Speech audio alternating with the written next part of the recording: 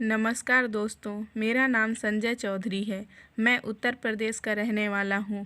मेरे पिताजी अध्यापक थे, अब वो रिटायर हो गए हैं। माताजी गृहिणी हैं। मेरा सबसे बड़ा भाई मुझसे उम्र में बहुत बड़ा है। मेरे बड़े वाले भैया की शादी जल्दी हो गई थी। जिस वक्त भाई की शादी हुई थी उस वक्त मैं काफ़ी छोटा था। भैया भाभी की शादी के कई साल बहुत ही अच्छे गुजरे और इस दौरान उनके 3 बच्चे भी हो गए।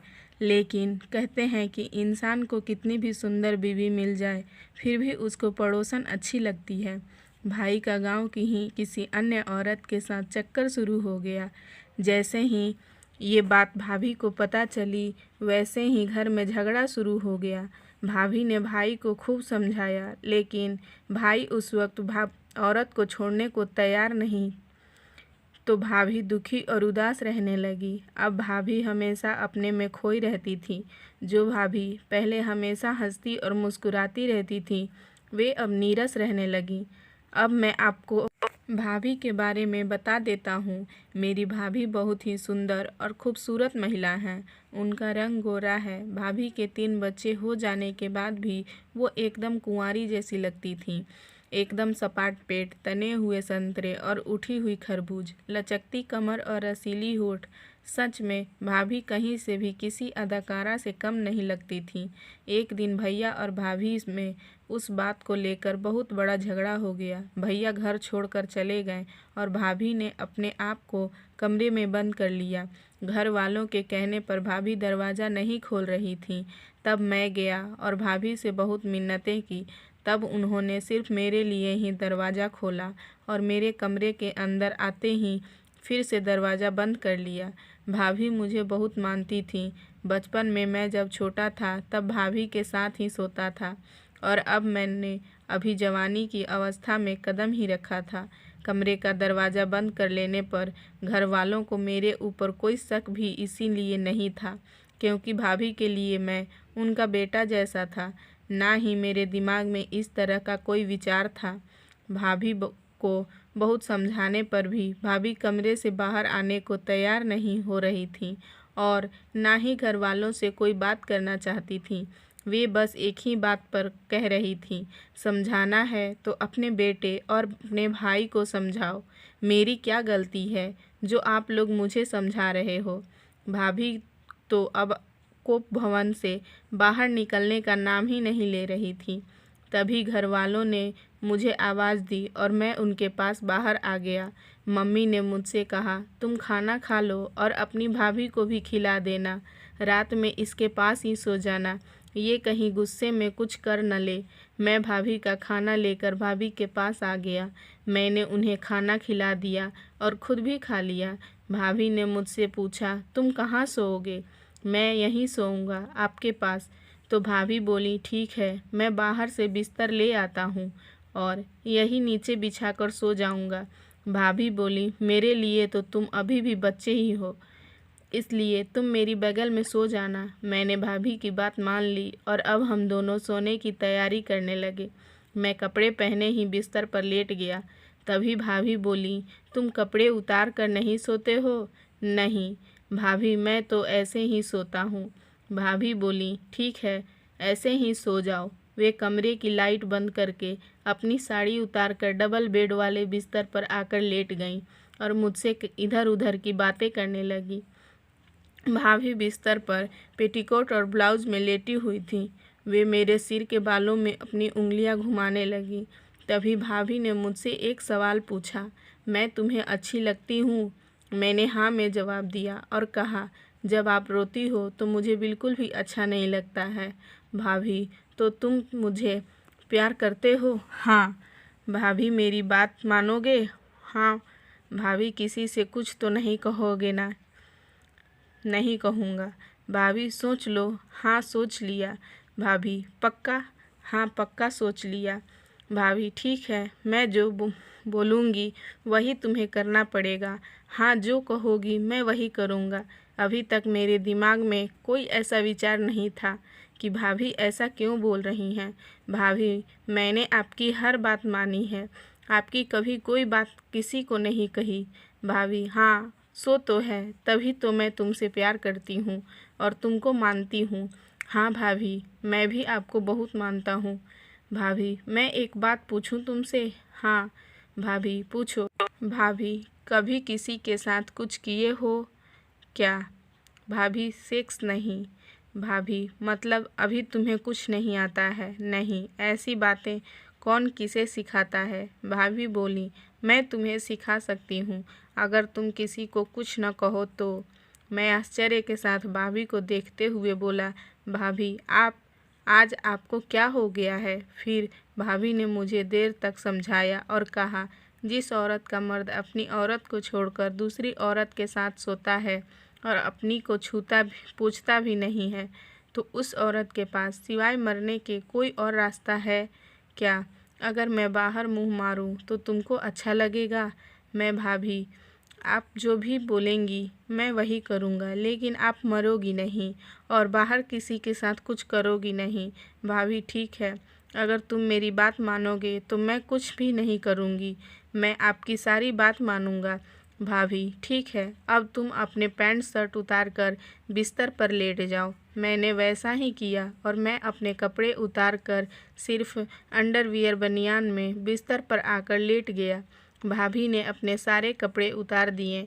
मैं अपने जीवन में पहली बार किसी औरत को बिना कपड़ों के देख रहा था। भाभी के गोरे और नंगे बदन को देखकर मेरे औजार में तनाव आने लगा। भाभी, मुझे तो कुछ भी आता नहीं है। भाभी, चिंता मत करो, मैं तुमको जो जैसा बोलूँ तुम वैसा ही करते चलना, सब सीख जाओगे। भाभी ने मेरे होठ को अपने होठ में लेकर चूसना शुरू कर दिया। मेरे हाथ भाभी के नंगे बदन पर घूमने लगे। फिर भाभी ने मेरी जीभ को लेकर चूसना शुरू कर दिया। भाभी का हाथ मेरे अंडरवियर के ऊपर से मेरे औजार का जायजा ले रही थी। वे ऊपर से ही मेरे औजार को सहला रही थीं। उस वक्त मुझे ऐसा लग रहा था कि भाभी ही जन्नत है। मुझे होश तब आया जब भाभी ने मेरे होठों को चूसना बंद कर दिया। तब मेरी निंद्रा टूटी। आंखें खोलकर मैंने भाभी की तरफ देखा तो भाभी अपनी ब्रा खोल रही थीं। मैंने उनकी तरफ देखा तो भाभी ने मुझसे मेरी बनियान उतारने को कहा। मैंने अपनी बनियान उतार दी। भाभी बिस्तर पर लेट गईं और मुझे अपने संतरों को चूसने को कहा। मैं भाभी की एक तरफ की संतरे को अपने मुंह में लेकर चूसने लगा। भाभी ने अपनी दूसरी तरफ की संतरे को रगड़ने को कहा। मैं एक हाथ से उनके संतरे को रगड़ने लगा। मेरी इस हरकत से भाभी सिसकारी भरने लगी। ऐसे ही करो देवर जी, उन्हें बहुत मज़ा आ रहा है। अब मेरी भी हालत ख़राब होने लगी। मेरा औजार तन्नाने लगा। मेरा औजार अंगार की तरह गर्म हो रहा था। मुझे ऐसा लग रहा था जैसे सारे शरीर की गर्मी वहीं उतर आई हो। तब मुझे ऐसा लगने लगा था कि कहीं मेरे औजार की नसें फट न जाएं। अब मेरे औजार में अधिक तनाव होने की वजह से मुझे उसमें हल्का हल्का दर्द भी महसूस होने लगा। मैंने भाभी के निप्पलों को चूसना बंद किया और कहा, भाभी, मुझे ऐसा लग रहा है कि कहीं मेरा औजार उत्तेजना की वजह से फट न जाए, कहीं ये ब्लास्ट न कर दे। भाभी ने देर ना करते हुए अपनी पैंटी उतार दी और मुझसे अंडरवियर उतारने को कहा। मैंने जैसे ही अंडरवियर उतारा वैसे ही भाभी ने मेरे औजार को अपने हाथों में पकड़ते हुए कहा, उम्र के हिसाब से सही है और कितना गर्म हो रहा है तुम्हारा। भाभी ने मेरे औजार का खाल को टोपा को हटाकर चेक किया और कहा, अभी कुंवारे हो, चलो आज तुम्हारी सील टूट जाएगी और आज मेरे साथ तुम्हारी सुहागरात भी मन जाएगी। ये बोलकर भाभी ने मेरे औजार को अपने मुंह में ले लिया और लॉलीपॉप की तरह चूसने लगी। मुझे बड़ा ही मज़ा आने लगा। मुश्किल से भाभी ने मेरे औजार को 20 या 30 सेकंड चूसा होगा कि उन्होंने अपने मुंह से औजार बाहर निकाल दिया। अरे भाभी, ये क्या किया? निकाल क्यों दिया? भाभी, देवर जी, ये नीचे में डालने की चीज़ है, ना कि ऊपर की। मेरी भी तो नीचे आग लगी हुई है। अगर इसका पानी ऊपर ही गिर जाएगा तो मेरे नीचे की आग को कौन ठंडी करेगा? तो फिर मुंह में लिया ही क्यों था? भाभी, कुंवारा औजार और कुंवारी चिड़िया बड़े सौभाग्य से मिलते हैं, इसलिए मैं चिड़िया में लेने से पहले मुंह में लेकर नए औजार का स्वाद चख रही थी। भाभी, मेरे औजार की नसें फटी जा रही हैं। आप जल्दी कुछ करो। मेरे इतना कहते ही भाभी बिस्तर पर जाकर लेट गईं और मुझे आने का इशारा कर दिया। भाभी ने मेरा औजार अपनी चिड़िया के ऊपर रखा और कहा, तुम इसके अंदर डालो और आगे पीछे करो।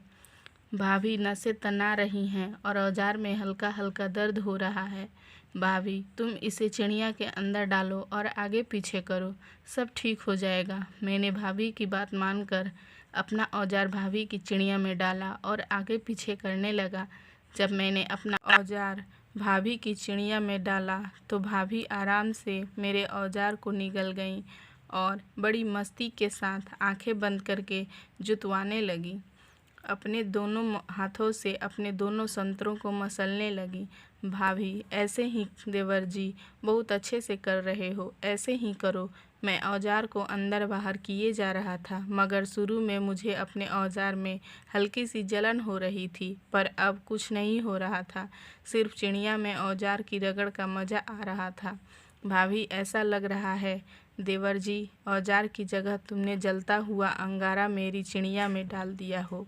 तुम्हारे इस औजार की गर्मी से मेरी चिड़िया कई बार पानी छोड़ चुकी है। इधर मुझे भाभी को लगातार जोतते हुए आधा घंटा होने को जा रहा था। मैं और भाभी दोनों पसीने से तरबतर हो चुके थे।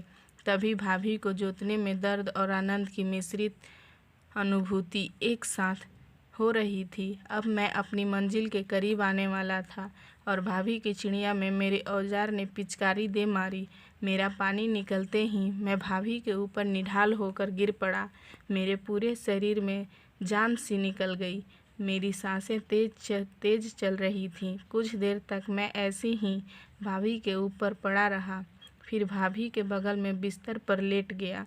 थोड़ी देर बाद मुझे अपने औजार में दर्द की अनुभूति हुई तो मैंने भाभी से कहा। बिस्तर से खड़ी हुई और कमरे की लाइट जलाई तो देखा कि मेरे औजार की सील टूट गई है, इसलिए मुझे दर्द हो रहा है। यह देखकर भाभी बहुत खुश हुई और उन्होंने मुझे गले से लगा लिया। भाभी, देवर जी, इस खुशी में मुंह मीठा तो बनता है। तब भाभी ने अलमारी से एक गुड़ निकालकर मुझे दी और एक पानी का गिलास मुझे देती हुई बोली, इस वक्त यही है, इसे खा लो। कल मैं तुम्हें पकवान बनाकर खिलाऊंगी और तुम्हारे पसंद की मिठाई बना दूंगी। मैंने आधा गुड़ खाकर आधा भाभी को खिला दिया और आधा गिलास पानी पीकर टेबल पर रख दिया। भाभी ने वो पानी का गिलास लेकर पी लिया। भाभी, वो गिलास मेरा जूठा था। भाभी, देवर जी, अब जूठा बचा क्या है। हम दोनों इस बात पर मुस्कुरा दिए। सुबह तक मैंने भाभी के साथ 2 और बार जुताई का मज़ा ले लिया था। भाभी को भी अब भैया से कोई गिला शिकवा नहीं रह गया था। उन्हें अपनी चिड़िया के लिए मेरा औजार मिल गया था। अब भाभी मेरे साथ रहने लगी। तो फ्रेंड्स, आपको अगर मेरी ये कहानी अच्छी लगी हो तो एक लाइक करिएगा और चैनल पे नया है तो चैनल को सब्सक्राइब करिएगा। बेल आइकन ज़रूर दबाइएगा ताकि आपको मेरी वीडियो का नोटिफिकेशन मिल सके और आप मेरी वीडियो का आनंद ले सकें। Thank you for watching.